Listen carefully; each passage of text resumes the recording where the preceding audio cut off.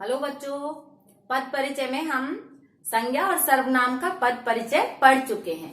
अब हम पढ़ेंगे विशेषण। विशेषण के भी अगर हम पद परिचय करते हैं तो उसमें भी इस तरह से उसके स्टेप्स होते हैं, जिसमें हम इन बिंदुओं को लेकर उसका करेंगे। जैसे भेद, विशेषण के भेद, उसका लिंग, फिर वचन, विशेष्य जिसके बारे में वो बताया है वो, और प्रविशेषण का उल्लेख यदि उसमें प्रविशेषण दिया हुआ है तो। क्रिया में हम लेंगे उसके भेद, लिंग, वचन, पुरुष, काल, वाच्य, और उसमें कर्ता कौन है और क्या कर्म है। क्रिया विशेषण में हम लेंगे उसके भेद, किस क्रिया का विशेषण है, और प्रक्रिया विशेषण यदि उसमें हो तो हम प्रक्रिया विशेषण में उसको लिखेंगे। प्रक्रिया विशेषण जैसे मैंने आपको बताया, क्रिया विशेषण की भी विशेषता बताने वाला प्रक्रिया विशेषण होता है। संबंध बोधक में हम उसके भेद, कौन सा भेद है और किस संज्ञा या सर्वनाम शब्द से उसका संबंध बताया जा रहा है वो। समुच्चय बोधक में उसका भेद और कौन सा भाव उससे प्रकट हो रहा है। विस्मयादि बोधक में इसी प्रकार उसमें देखेंगे कि वाक्य में कौन सा भाव प्रकट हो रहा है या कौन सा भाव वो व्यक्त कर रहा है। तो यहाँ हम इनके बारे में, इन बिंदुओं के बारे में हमने पढ़ा। अब इनसे संबंधित हम एक एक उदाहरण आपको समझा देते हैं।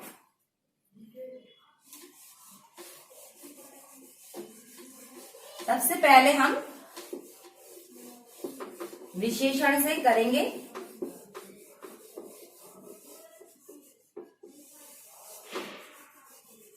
विशेषण का हम भेद लेंगे और विशेषण का पद परिचय करेंगे।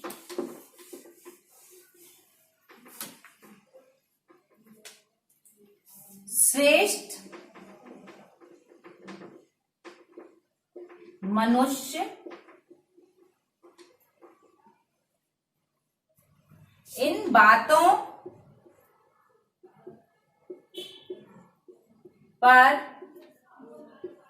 कम ध्यान देते हैं।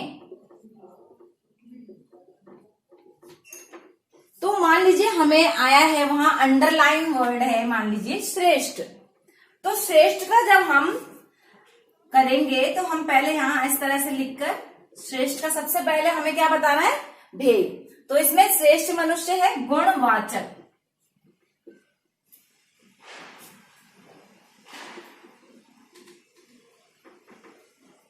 गुणवाचक विशेषण। उसके बाद हम उसमें कौन सा लिंग है, लिंग के बारे में बताएंगे। तो मनुष्य के बारे में बात हो रही है तो यहाँ लिंग है पुल्लिंग।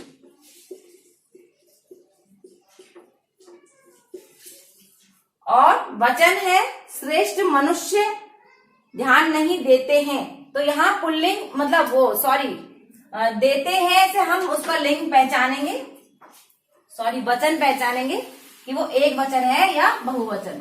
तो यहाँ बहुवचन है।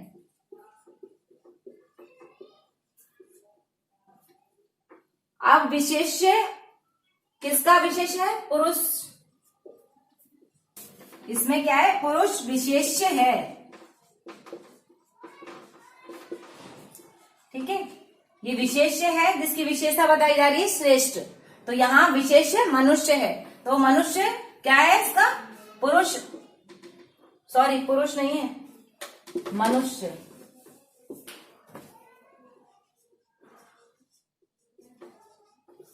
मनुष्य विशेष्य है इसमें। इस तरह से ये पूर्ण हुआ।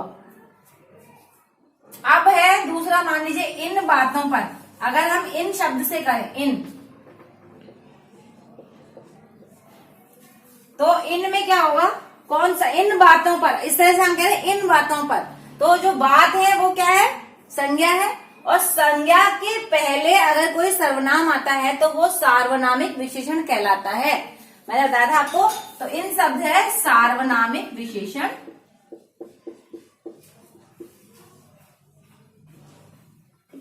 और इन बातों, तो इसमें जो है बातें क्या हैं, पुल्लिंग में, पुल्लिंग नहीं है इसमें, बातें क्या होती हैं, स्त्रीलिंग।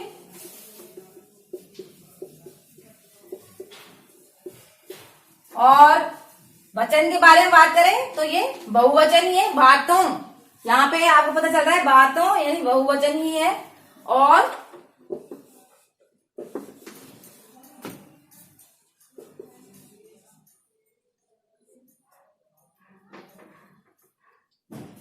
और ये क्या है, बातों, इसका विशेष्य है। उसके बाद है क्रियापदों का, क्रियापद। तो क्रियापद में हम सबसे पहले, जैसे हमने बताया आपको, भेद, लिंग, वचन। तो मैं उदाहरण लिख रही हूं, मैं इस विद्यालय में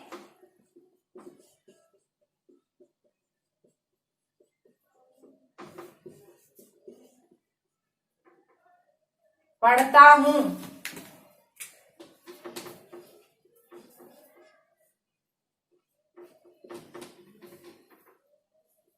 मैं इस विद्यालय में पढ़ता हूं। तो यहां पे हमें क्रिया शब्द लेना है, पढ़ता,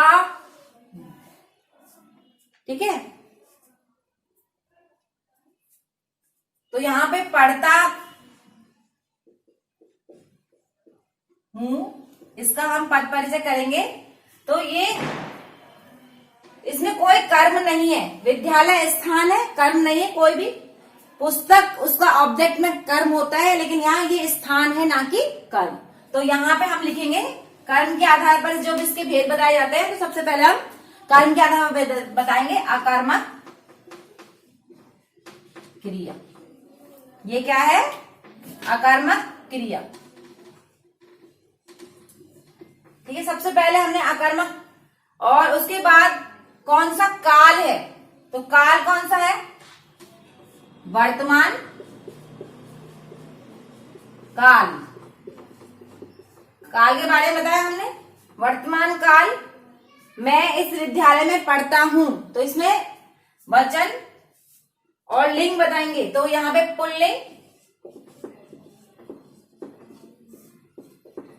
एक वचन,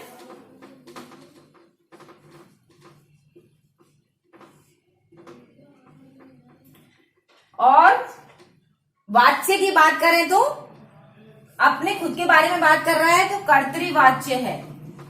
जब कर्ता स्वयं के बारे में बात कर रहा है तो कर्तृवाच्य है। कर्तृवाच्य और क्रिया का कर्ता है मैं। क्रिया का कर्ता क्या है, मैं, ठीक है। ये क्रिया से हमने संबंध बता दिया। आज के लिए हम इतना ही पढ़ेंगे। अब इसके बाद हम जो बचे हैं उनको आगे करेंगे, और घर पर रहिए, स्वस्थ रहिए।